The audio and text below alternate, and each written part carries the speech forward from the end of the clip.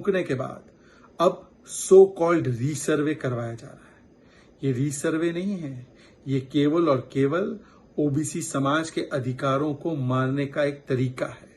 और वहां के मुख्यमंत्री ने भी बताया कि यह निर्णय कर्नाटका की सरकार का नहीं बल्कि एक एक्स्ट्रा कॉन्स्टिट्यूशनल बॉडी का है, हाई कमांड का है, जिन्होंने कहा कि 10 वर्षों के बाद इतने पैसे खर्चे करने के बाद कर्नाटका के ओबीसी समाज का अधिकार देने के बदले रीसर्वे कराओ।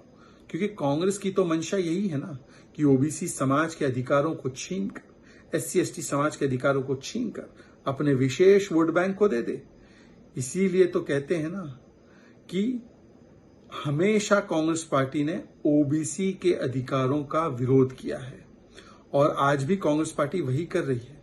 वो कहते हैं ना, झांकी रही भावना जैसी, प्रभु मूरत दिखे तिन तैसी। अरे भाई, 1951 में कास्ट सेंसस सबसे पहले रोका किसने? जवाहरलाल नेहरू जी ने। 1960s में आरक्षण का विरोध किया किसने? जवाहरलाल नेहरू जी ने। 1977 में जब जनता पार्टी की सरकार आई और मंडल कमीशन आगे बढ़ा तो उसकी रिपोर्ट का विरोध किया किसने? इंदिरा जी और राजीव जी की सरकार ने। जब इस रिपोर्ट को लागू किया गया तो पार्लियामेंट में खड़े होकर इसका विरोध किया किसने? राजीव गांधी ने।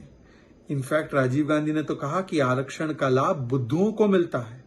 2004 से 14 के बीच में भी कांग्रेस पार्टी ओबीसी के सारे अधिकारों को छीनकर, SC ST समाज के अधिकारों को छीनकर मुसलमान वोट बैंक को देना चाहती थी। AMU और जामिया के आरक्षण को भी खत्म करके उन्होंने SC ST समाज के अधिकारों का हनन किया। और आज भी कर्नाटका हो, तेलंगाना हो, वहां पर मुस्लिम आरक्षण के नाम पर ओबीसी SC ST समाज के आरक्षण को ही नुकसान पहुंचाकर आंबेडकर जी की विचारधारा के खिलाफ जाकर वो आरक्षण का लाभ मुसलमानों को देना चाहती है, पर ओबीसी SC ST समाज को नहीं देना चाहती। यही कांग्रेस की ओबीसी विरोधी मानसिकता है, SC ST विरोधी मानसिकता है, जिसकी वजह से उसने आजीवन कास्ट सेंसस का भी विरोध किया और आरक्षण का भी विरोध किया।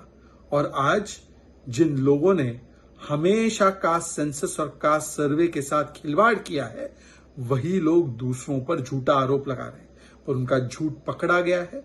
अब कर्नाटका में कास्ट सर्वे के बारे में और हिमाचल में कास्ट सर्वे क्यों नहीं करवाया जा रहा है, और अगर तेलंगाना का मॉडल इतना ही बेहतरीन है तो इस मॉडल को कर्नाटका और हिमाचल में लागू क्यों नहीं किया जा रहा है, इसका जवाब कांग्रेस पार्टी को देना होगा।